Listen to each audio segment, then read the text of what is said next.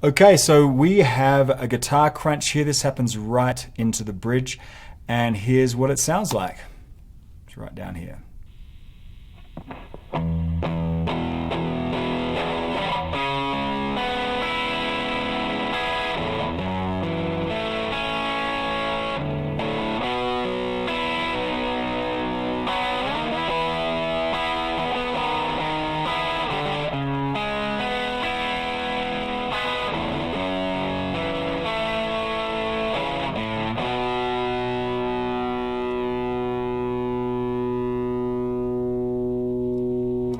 Okay, so a lot of that sound is really coming from the amp. I think I was using probably an SM57 to mic up that amp. And here's a couple of things that I'd be doing on this. As you could imagine, putting a high pass filter right here, and it's right around 75 hertz because this song, I believe this song is in E. And so have a look when I play this. Look at the low frequencies right here around 80. So E is 82 hertz, I believe. So if we play this, have a look what's going on over here. You can see, boom, boom, boom, boom, boom, right? I mean, that's right on the money right there. So therefore, if that high pass filter was a little higher or lower, you'd be losing out on that gong, gong, gong, gong, because along with the bass guitar, it kind of builds into the bridge. Okay, so just one other thing is the 57s can be, SM57s are sure workhorse, been around forever, great for mic and guitar amps. Sometimes some of the top end can be lost, so I tend to, this is a pretty severe boost up here, but it just makes this cut a little bit through. So actually let's hear this in context with everything. Could it be so right that you fell into my arms just at the right time? And I feel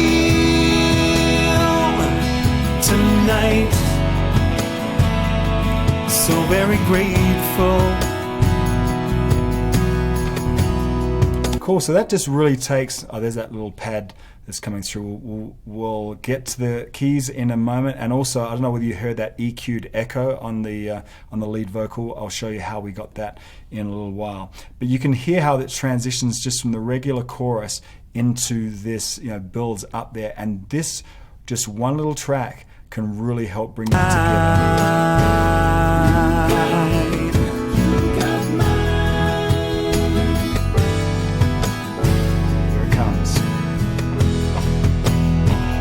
Could it be?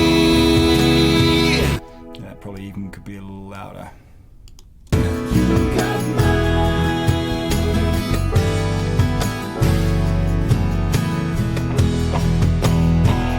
Could it be so right?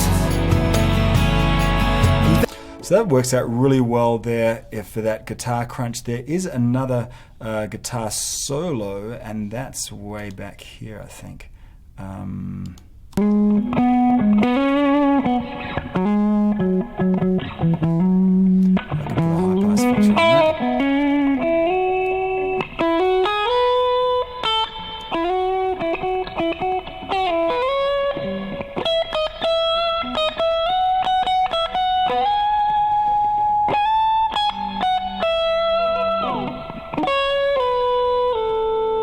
See that in context.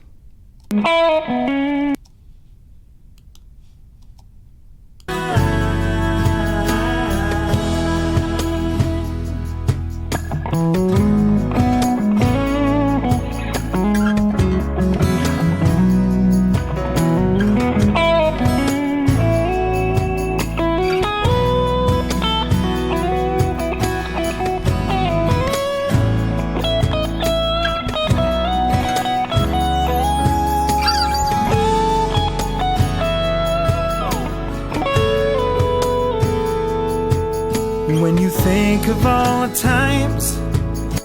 So perfect, I mean, that sits right in the mix, just a little brighter because it's a fairly dull microphone, but I mean all that tone was pretty much taken care of in between the guitar and the guitar amp. And again, not really expensive gear. I think that was I have an Epiphone 335, which is based on the Gibson 335. You can pick them up for about $500, and I think that was a Fender Hot Rod Deluxe, not a Hot Dog Deluxe. Anyway, so you kind of get the idea there. And then in the mix, these guitars, sit pretty well. Moving on to the pianos, these are just, as is. I have them right here, and a pad. None of them have EQ. Let's listen to them in context.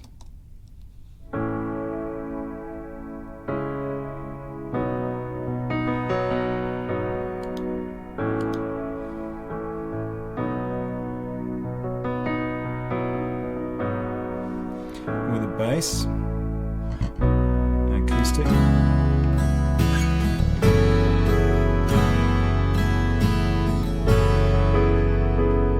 And I hope you can kind of get the idea that instruments themselves are kind of like EQing. If you want a little bit more bass to your mix, rather than going through and boosting the bass on all of these, just bring up the bass guitar. If you want a little bit more jangle, then have a little bit more acoustic guitar. But once everything comes in the mix, you can really blend your palette across the tonal spectrum a lot better with instruments, rather than really getting into the nitty gritty. And then, if you want to know how sometimes insignificant EQ is, like, there's two truths going on here. Is EQ important? Yes, it's way important. It's really, can separate the men from the boys in terms of, getting a really nice mix. However, there's a lot of folks, a lot of really famous engineers that, almost use no, EQ. So bring up, go and do your due diligence within each track, fix some of those things, but then start soloing some of these kind of subgroups of instruments, your guitars and pianos, see how they play off each other. It's sounding nice. No EQ on piano, no EQ on pads. Then again, these came from inside the box. If I'd mic'd up that piano and recorded it that way, I would be using more EQ. And then on the drums,